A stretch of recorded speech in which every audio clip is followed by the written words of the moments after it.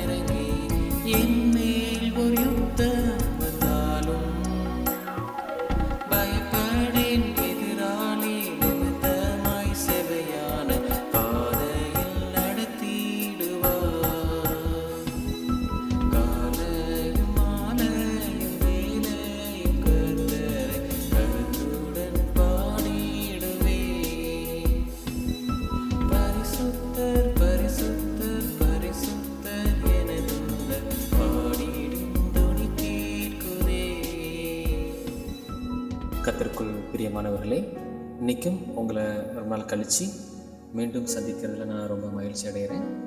இன்றைக்கும் ஆண்டவர் கொடுத்த வசனத்தை நம்ம பார்ப்போம். 1 நாளாகமம் 16:41. இவர்களோடு கூட ஏமானையும் எதிர்த்தோனையும் பேர் பேராக குறித்து தெரிந்து கொள்ளப்பட்ட மற்ற சிலரையும் கர்த்தருடைய கிருபை என்றும் உள்ளது என்று அவரை துதிக்கவும்.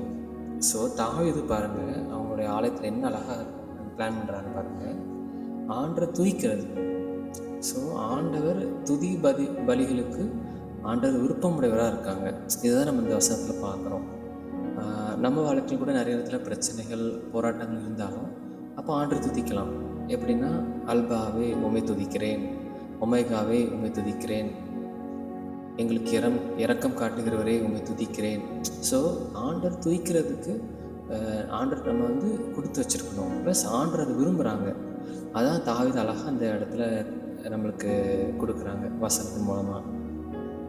இன்னும் பாருங்கள், நம்ம வாழ்க்கையில் என்ன தான் பிரச்சனை போராட்டம் வந்தாலும் சரி, துதிக்கும் போது எல்லாமே மாறிடும்.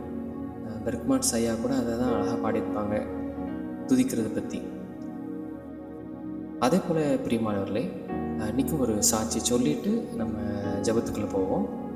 நாங்கள் ஒரு டைம் மே மாதம் எங்கள் வீட்டிலேருந்து நாங்கள் ஒரு பிரயாணமாக இன்னொரு ஊருக்கு போனோம். அப்போ ஒரு டோல்கேட்டை தாண்டினோம். டோல்கேட்டை தாண்டி நான் வண்டி ஓட்டிகிட்டு இருக்கும்போது ரைட் தற்செயலாக வந்துட்டேன். ஆனால் கர்த்தர் எங்களை ரொம்ப ஆச்சரியமாக எங்களை பாதுகாத்தார்.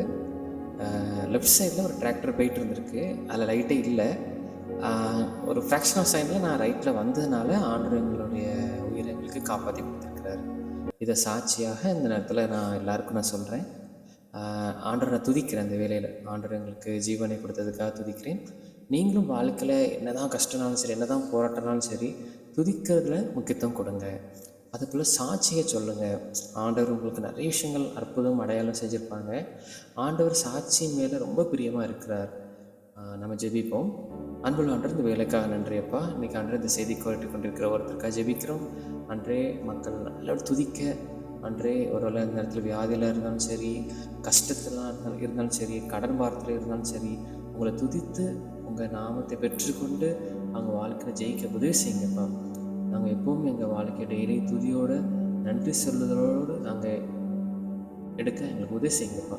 இதில் நீங்களே பொறுப்பெடுத்துக் கொள்ளுங்கள். இயேசுவின் ஜெபிக்கிறோம் நல்ல பிதாவே, ஆமென்.